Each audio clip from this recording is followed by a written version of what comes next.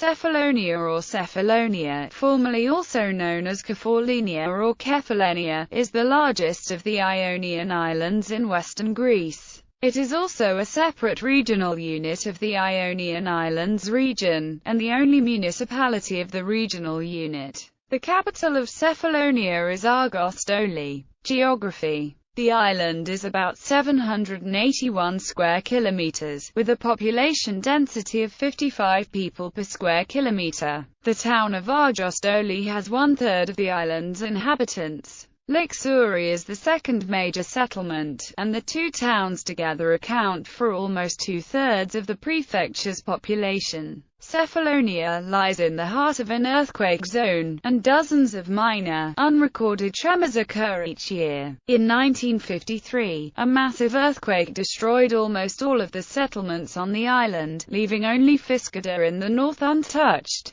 Important natural features include Melisani Lake, the Dragherata Caves, and the Koutavos Lagoon in Argostoli. The island has a rich biodiversity, with a substantial number of endemic and rare species. Some areas have been declared a site in the European Union's Natura 2000 network. Mountains. The island's highest mountain is Mount Inos, with an elevation of 1,628 meters, to the west-northwest of the Paliki Mountains, where Lixouri is found, with other mountains including Durana and Agia Dinati. The top of Mount Inos is covered with fir trees and is a natural park. Forestry is rare on the island, however its timber output is one of the highest in the Ionian Islands, although lower than that of Elia in the Peloponnese. Forest fires were common during the 1990s and the early 2000s, and still pose a major threat to the population. Capes. Cape Pius Georgios. Approximate coordinates 38 degrees 10'00 N 20 degrees 26'00 E 38.1667 degrees north 20.43333 degrees east 38.1667 20.43333 Cape Cunopatra. Cape Athra. Northwestern corner of island.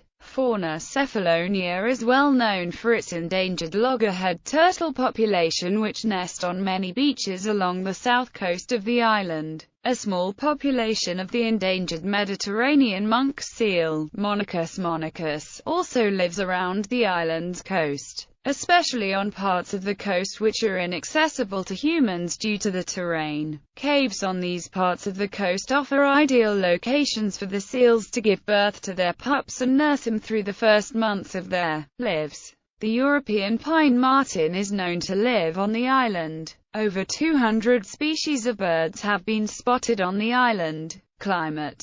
Cephalonia has hot, sunny summers and mild rainy winters. It can occasionally snow on the island. It is very wet in the wettest month of December when 115 millimeters of rain can fall. Conversely, it can be very dry in July when usually there is no or little rainfall. Rain in the summer can usually be seen, but the dry air prevents it from being felt as it is evaporated before it reaches the ground. Administration. Cephalonia is a distinct regional unit of the Ionian Islands region, and the only municipality of the regional unit. The seat of administration is Argostoli, the island's main town. Amid the 2011 Kallikratis government reform, the regional unit of Cephalonia was created from part of the former Cephalonia and Ithaca prefecture. During the same reform, the current municipality of Cephalonia was created from the 8 former municipalities. History. Carpocratians. According to Clement of Alexandria, the island had the largest community of Carpocratians, an early Gnostic Christian sect, because Carpocrates lived on the island. Legend. A nation explaining the name of Cephalonia and reinforcing its cultural connections with Athens associates the island with the mythological figure of Cephalus, who helped Amphitryon of Mycenae in a war against the Taphians and Teleboans. He was rewarded with the island of Same, which thereafter came to be known as Cephalonia. Cephalonia has also been suggested as the Homeric Ithaca, the home of Odysseus, rather than the smaller island bearing this name today. Robert Bittlestone, in his book Odysseus Unbound, has suggested that Paliki, now a peninsula of Cephalonia, was a separate island during the Late Bronze Age, and it may be this which Homer was referring to when he described Ithaca. A project which started in the summer of 2007 and lasted 3 years has examined this possibility. Cephalonia is also referenced in relation to the goddess Britomartis, as the location where she is said to have received divine honors from the inhabitants under the name of Lafria. Archaeology in the southwest of the island, in the area of Levarthos. An ongoing archaeological field survey by the Irish Institute at Athens has discovered dozens of sites, with dates ranging from the Paleolithic to the Venetian period. From an archaeological point of view, Cephalonia is an extremely interesting island. Archaeological finds go back to 40,000 BP. Without doubt, the most important era for the island is the Mycenaean era, from approximately 1500 to 1100 BC. The Archaeological Museum in Cephalonia's capital Argostoli, although small, is regarded as the most important museum in Greece for its exhibits from this era. The most important archaeological discovery in Cephalonia of the past 20 years was the discovery in 1991 of the Mycenaean Tholis tomb at the outskirts of the village of Zarnata, near Poros in southeastern Cephalonia, in a lovely setting of olive trees, cypresses and oaks. The tomb was erected around 1300 BC, and kings and high-ranked officials were buried in these Tholis tombs during the Mycenaean period. It makes up the biggest Tholis tomb yet found in northwestern Greece, and was excavated by the archaeologist Lazaros Kolinas.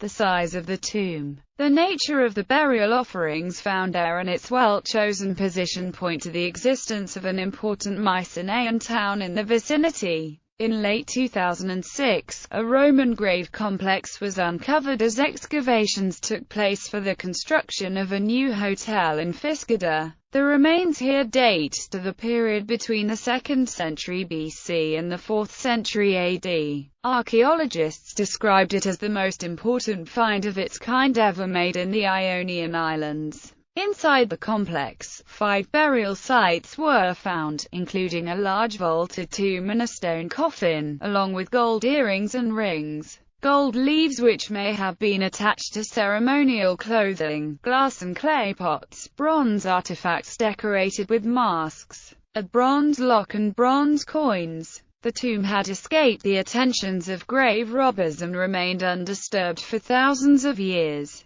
In a tribute to Roman craftsmanship, when the tomb was opened, the stone door swung easily on its stone hinges. Very near to the tomb a Roman theatre was discovered, so well preserved that the metal joints between the seats were still intact. Our dissertation, published in 1987, claims that in AD 59, St. Paul, on his way from Palestine to Rome, was not shipwrecked and confined for 3 months to Malta, but rather, all this took place on Cephalonia. Middle Ages. During the Middle Ages, the island was the center of the Byzantine theme of Cephalonia. After 1185 it became part of the County Palatine of Cephalonia and Zakynthos under the Kingdom of Naples until its last count, Leonardo III Tocco, was defeated by the Ottomans in 1479. Venetian rule. The Turkish rule lasted only until 1500, when Cephalonia was captured by a Spanish-Venetian army, a rare Venetian success in the Second Ottoman-Venetian War. From then on, Cephalonia and Ithaca remained overseas colonies of the Venetian Republic until its very end, following the fate of the Ionian Islands, completed by the capture of Lefkas from the Turks in 1684. The Treaty of Campo Formio, dismantling the Venetian Republic, awarded the Ionian Islands to France. A French expeditionary force with boats captured in Venice, taking control of the islands in June 1797. From the 16th to the 18th centuries, the island was one of the largest exporters of currants in the world, with Zakynthos, and owned a large shipping fleet, even commissioning ships from the Danzig shipyard.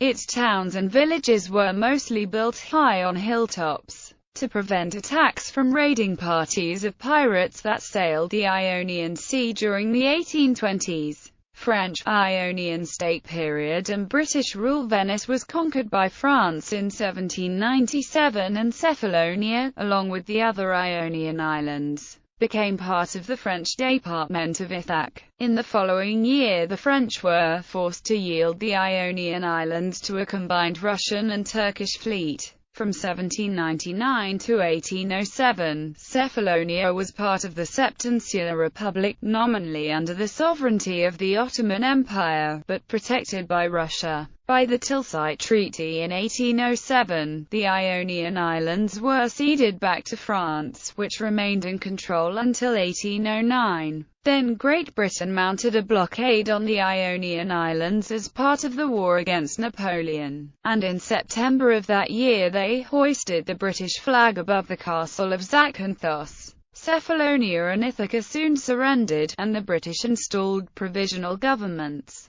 The Treaty of Paris in 1815 recognized the United States of the Ionian Islands and decreed that it become a British protectorate. Colonel Charles Philippe de Bosset became provisional governor between 1810 and 1814. During this period he was credited with achieving many public works, including the Drapano Bridge. A few years later resistance groups started to form. Although their energy in the early years was directed to supporting the Greeks in the revolution against the Turks, it soon started to turn towards the British. By 1848 the resistance movement was gaining strength, and there were skirmishes with the British Army in Argostoli and Lixouri, which led to some relaxation in the laws and to freedom of the press. Union with Greece was now a declared aim, and by 1850, a growing restlessness resulted in even more skirmishes. Cephalonia, along with the other islands,